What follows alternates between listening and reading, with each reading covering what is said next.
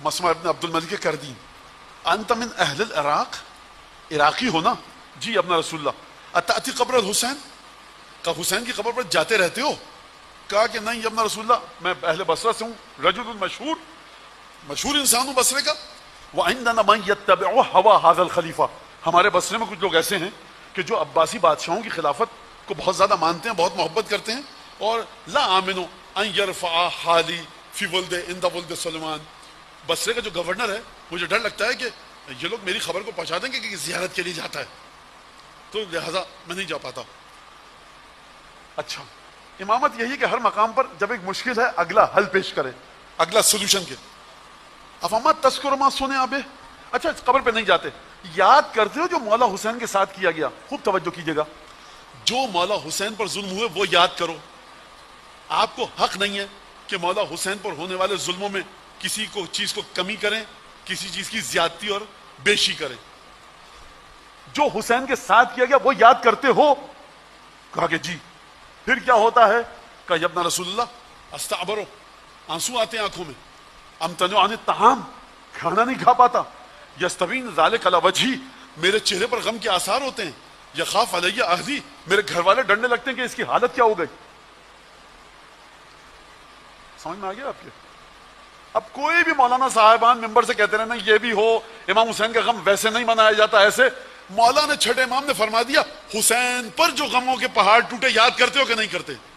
تمہارے چہرے پر غم کے آثار آتے ہیں، آنکھوں سے آنسو آتے ہیں، دل میں ہلچل مچتی ہے، جی اپنا رسول اللہ یہ سب ہوتا ہے، کھانا پینا چھوڑ دیتا ہوں، شرائط پوری ہو گئی، اب کسی کو حق نہیں ہے کہ ان میں کسی اور شرائط کا اضافہ کرے۔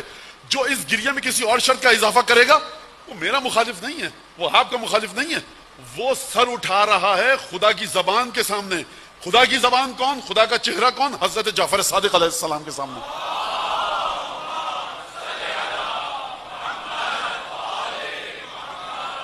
چھٹے امام کے زمانے میں آل حسن پر، امام حسن کی اولادوں پر اتنا ظلم ہوا، ان کو قید میں رکھا جاتا تھا، بھوکا پیاسا، نہایت ہی ناگفتہ بے حالات میں، ناقابل بیان حالات میں۔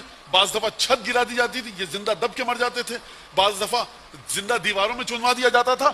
امام صادق فرما رہے ہیں افما تذکروا ما صنع بالحسین، حسین پر جو ہوا وہ یاد کرتے ہو کہ نہیں کرتے؟ یعنی ہزاروں امام زادے سیدہ کا خون رگوں میں ہے، شہید ہو جائیں، حسین ابن علی کے برابر نہیں آ سکتے۔ یہ میں امام زادوں کی بات کر رہا ہوں، کسی مولانا مفتی مجتہد کی بات نہیں کر رہا۔ خوب توجہ کیجئے، جرت کے ساتھ اپنے امام کی تعلیمات کو سیکھیے۔ یہ جو آپ کے پاس 1400 سال سے غم حسین آیا ہے، اِنَّا أَخْلَصْنَاهُمْ بِخَالِصَةٍ ذکر دار، اس ذکر کو خالص رکھیے۔ اگر یہ ذکر خالصیت کو، پیورٹی کو، اپنی پاکیزگی کو یہ ختم ہو گیا اس ذکر میں سے، پھر آپ کی نسلیں برباد پیدا ہوں گی، آپ برباد ہو جائیں گے، دنیا میں آپ کا کوئی نہ ٹھکانہ ہوگا نہ آخرت میں۔ خوب توجہ کیجئے۔ پھر اس کے بعد جو اس نے بتایا، امام نے فرمایا إِنَّكَ مِنَ الَّذِينَ يُعَدُّونَ مِنْ أَهْلِ الْجَزَاءِ لَنَا، دیکھو تم یہ کام اگر کرتے ہو بس شرطیں پوری ہوئی، اب ہم تمہیں جزا بتاتے ہیں۔ فرمایا جزا یہ ہے، انعام یہ ہے کہ تمہیں ان لوگوں میں سے شمار کیا جاتا ہے کہ جو ہمارے لیے بےتابی کرتے ہیں، ہمارے لیے، امام صادق اپنے آپ کو بھی شمار کر رہے ہیں، ہمارے لیے بےتابی کرتے ہیں۔ ہاں حضور، اگر امام صادق کے لیے، امام حسین کے لیے بےتاب ہونا اس کی کوئی قدر و قیمت نہ ہو تو امام مبارکباد کیوں دے رہے ہیں؟ اس کا مطلب کیا ہے؟ اس کا مطلب ہے کہ کوئی فائدہ ہوگا۔ فائدہ کیا ہوگا اپنے ذہن میں رکھیے گا۔ پھر اس کے بعد فرمایا الذین یحزنون لحزننا ویفرحون لفرحنا ویأمنون اذا آمنا ویخافون لخوفنا، مبارک ہو تم ان لوگوں میں سے ہو کہ جو ہمارے لیے بےتاب ہو جاتے ہیں، بے کل ہو جاتے ہیں، تڑپنے لگتے ہیں، اور تمہاری خصوصیت یہ ہے کہ تم ان لوگوں میں سے ہو جو ہمارے غم میں غمگین رہتے ہیں، ہماری خوشی میں خوش رہتے ہیں۔ جب ہم خوف کے عالم میں ہوتے ہیں تو تم بھی ہمارے خوف کو دیکھ کر خوفزدہ ہو جاتے ہو۔ خوب توجہ فرمائی آپ نے۔ چھوٹا سا جملہ کہوں، حبیب بن مظاہر کربلا پہنچ چکے ہیں، ساتھ ہی 8-9 محرم ہے، دیکھا حسین ابن علی کے ساتھی کم ہیں، ساتھی کم ہے مولا کے۔ حبیب بن مظاہر تڑپ گئے، کہا یا ابن رسول اللہ یہیں پاس بنی اسد کا ہوں، بنی اسد کا معتبر شخص ہوں، سرداروں میں سے ہوں، رسول خدا کا صحابی، مجھے اجازت دیجیے جاؤں بنی اسد کی مدد لے کر آؤں، 1000-2000 جتنے ہو سکے۔ تو اچھی خاصی تعداد کو حبیب گئے اور لے کر آئے، کیوں؟ کیونکہ حسین کی بے بسی دیکھی نہیں جا رہی۔ حبیب گئے لے کر آئے، لشکر شمر کو پتہ چلا، رستے کو روکا، گھمسان کا رن پڑا، قتل ہوئے، بہت سارے لوگ شہید ہوئے۔ بنو اسد کے لوگوں نے کہا حبیب دیکھو مقابلے کی طاقت نہیں ہے، ہم مقابلہ کرتے کرتے تھک جائیں گے، ان سے نہیں جیت سکتے۔ حبیب نے کہا ٹھیک ہے، لشکر کو چھوڑا، گھوڑا دوڑاتے ہوئے آئے، مولا حسین کے پاس خبر دی کہ اپنا رسول یہ کام کیا، شہید ہو گئے، بہت سے زندہ ہیں، بہت سے زخمی ہیں۔ امام نے بنی اسد کے ان لوگوں کے لیے دعا کی۔ کیا فائدہ ہوا؟ حبیب گئے نہیں سرکار، یہی نہیں سمجھے آپ، گھوڑا دوڑاتے ہوئے گئے، لیا، آئے، تڑپ تھی، تڑپ ہے، آپ نے تڑپ کے مطابق اہل بیت کے لیے کوئی کام کیا، امام صادق کی دعا شامل حال ہو گئی۔ سمجھیے اہل بیت کو اہل بیت کے اقوال کے ذریعے، خوب توجہ کیجیے گا، اس بات کو خوب اپنے بچوں کو بتائیے کہ اس ذکر میں کوئی اور ذکر نہ آنے پائے۔ اس ذکر میں وہی ذکر ہے جس کی ذمہ داری چھٹے امام نے لی ہے، پانچویں امام نے لی ہے، حضرت حجت نے لی ہے، جناب امیر نے لی ہے، رسول خدا نے لی ہے۔ اور اس کے بعد فرمایا تم انہی لوگوں میں سے ہو جو ہمارے جن کا دل تڑپ جاتا ہے، اہل الجزا، جو ہمارے لیے بےتاب ہو جاتے ہیں، ہماری خوشی میں خوش، ہمارے غم میں غمگین۔ یہ تمہاری کیفیت ہے۔ اما انک ترى حضور آبائی عند موتک ووصیتہم لک ملک الموت۔ جملہ سنیے اب، فرمایا نہیں مجھے نہیں سمجھ میں آتا میں کیا کہوں، معمولی کام ہے، 4 آنسو بہا دیا آپ نے، امام کیا کہہ رہے ہیں، دل تڑپتا ہے۔ اب میں دہراؤں نہیں، بار بار ذہن میں ہے نا، امام نے کہا یہ کرتے ہو، کہا کہ دیکھو، اچھا امام نے مبارکباد بھی دے دی، رحمت کرے خدا تم پر، اور کہا اب کیا کہہ رہے ہیں، امام فرما رہے ہیں انک ترى حضور آبائی عند موتک، تم میرے باپ دادا کو مرتے وقت اسی دنیا میں دیکھو گے۔ کیا مطلب؟ محمد باقر، سید ساجدین، امام حسین، امام حسن، جناب امیر مومنین، رسول اللہ، مجھے نہیں پتا جناب ابو طالب، جناب عبداللہ، جناب عبد المطلب، جناب ہاشم، ان کو شامل کروں کہ نہیں کروں، لیکن امام نے کہا تم اگر یہ کام کرتے ہو، ترى حضور آبائی عند موتک، تم اپنی موت کے وقت میرے آبا و اجداد کو دیکھو گے۔ اور پھر فرمایا ووصیتہم ملک الموت لک، اور میرے آبا و اجداد سب کے سب مل کر، ایک امام اگر حکم دے دے ملک الموت کو، ہمت نہیں ہے ملک الموت کی اپنی جگہ سے ہل سکے۔ مولانا یہ غلو نہیں ہو گیا؟ امام ہادی سے پوچھیے جا کر، مفاتی میں زیادہ جامعہ کبیرہ پڑھیے تو غلو سمجھ میں آ جائے گا کیا ہوا۔ فرمایا تم دیکھو کہ میرے آبا و اجداد کو سب کے سب مل کر ملک الموت سے سفارش کر رہے ہیں، اس کو نصیحت اور ہدایت کر رہے ہیں۔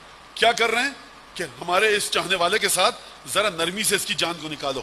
عرق کو علیہ، ملک الموت کا دل تمہارے لیے پسیج جائے گا جب میرے آبا و اجداد وصیت کریں گے، اور تم دیکھو کہ ملک الموت اشد رحمتا لک من الام الشقیق من الام الشفیقۃ علی ولدها، اور تم دیکھو گے کہ ملک الموت جب میرے آبا و اجداد تمہارے پاس آئیں گے تو تم دیکھو گے کہ کس طرح سے ملک الموت تمہارے ساتھ وہ برتاؤ کرے گا کہ جو ایک مہربان لاڈ کرنے والی ماں اپنی اولاد کے ساتھ کرتی ہے۔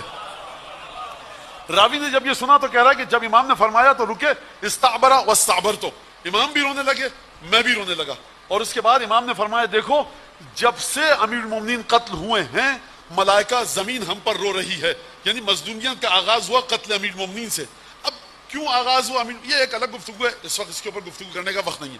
اور دیکھو ملائکہ نے جو رونا شروع کیا ہے، فما رقعت دمعتہم، ابھی تک ملائکہ کے آنسو قتل امیر المومنین کے بعد تھمے نہیں ہیں۔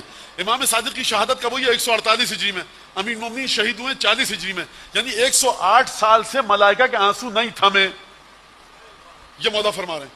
اور اس کے بعد امام نے فرمایا کہ دیکھو من بکا لقتلنا، جو ہمارے قتل کو، ظلم کو یاد کر کے روئے، اس سے پہلے کہ اس کی آنکھ سے آنسو نکلے خدا کی رحمت اس کے شامل حال ہو جاتی ہے۔ فلو ان قطرة من دموعه سقطت فی جہنم، اگر ہمارے سچے عزادار کی آنکھوں سے، سچا عزادار میں کہہ رہا ہوں سمجھانے کے لیے، ایک آنسو جو آنسو کے قطرے نکلتے ہیں اس میں سے ایک قطرہ جہنم میں اگر پھینک دیا جائے، لأطفأت ولا یوجد لها حر، جہنم کے شعلے بجھ جائیں گے اور گرمی ختم ہو جائے گی جہنم کی۔ مانا یہ بے عملی کی باتیں کر رہے ہیں، اب غلو کر رہے ہیں۔ میں مثال دے دیتا ہوں، صدقہ دیجئے آپ، صدقہ سنی شیعہ تمام محدثین نے نقل کیا، صدقہ اپنی حیثیت کے مطابق، آپ کی حیثیت 1 روپیہ ہے 1 روپیہ، 1 لاکھ روپیہ 1 لاکھ، 1 کروڑ روپے 1 کروڑ، صدقہ دیجئے، صدقہ دیجئے۔ روایت ہے خداوند رحمان اور رحیم کے غضب کی آگ کو صدقہ بجھا دیتا ہے۔ وہاں پہ غلو یاد نہیں آتا، نام حسین غلو یاد آتا ہے۔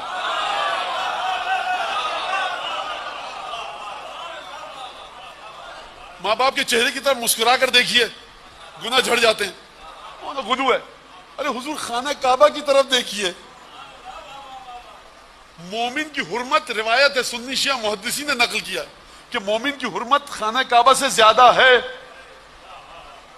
خانہ کعبہ کو دیکھنا بیٹھ کے کیوں مانا میزاب رحمت جو پرنالا ہے, بارش ہوتی ہے, خانہ کعبہ کی چھت پہ ہے, پانی گرتا ہے, اس میں چلے جائیے, نہائیے, گناہ ختم ہو جائیں گے. اچھا ایک سارا شرب من ماء زمزم, زمزم کا پانی پیجیے کثرت کے ساتھ, منع ہے, شریعت نے پسند نہیں کیا. پیاس نہیں لگ رہی مت پیو پانی, رسول خدا نے فرمایا ناگوار لگتا ہے مجھے یہ حدیثوں کے مطابق, پیٹ بھرا ہوا ہے کھانا مت کھاؤ, پانی کی حاجت نہیں ہے, پانی مت پیو زبردستی. لیکن ایک سارے شرب من ماء زمزم, جتنا پانی ہو سکتا ہے پانی زمزم کا پیجیے, اور پینے کے بعد پی لیا, ایک چندو چہرے پہ, سینے پہ, پیٹھ پہ, سر پہ ڈالیے, کیا ہوگا؟ زمزم ہے, کیا ہوگا؟ سب وہاں ثواب نظر آ جاتا ہے, سمجھ میں آ جاتا ہے. حسین ابن علی خلاصہ پنجتن, مرکز ثقل کائنات, غلط کہا مرکز ثقل, مرکز ثقل مشیت الہی, ان پر جو ظلم ہوئے. ہم یہ کیا, اگر رسول خدا کربلا میں ہوتے تو اس طرف ہوتے 30,000 کے لشکر کے ساتھ, یا 72 کے ساتھ ہوتے, یا نعوذ باللہ رسول خدا چپ کے کھڑے ہو کر تماشا دیکھتے. اس بات کو طے کر لیجئے, کربلا کے بارے میں آپ کا اسٹانس, آپ کا اسٹینڈ, آپ کا نظریہ واضح ہونا چاہیے کہ کس طرح سے کربلا ہوئی. لہذا خالص کیجئے ذکر کو اپنے.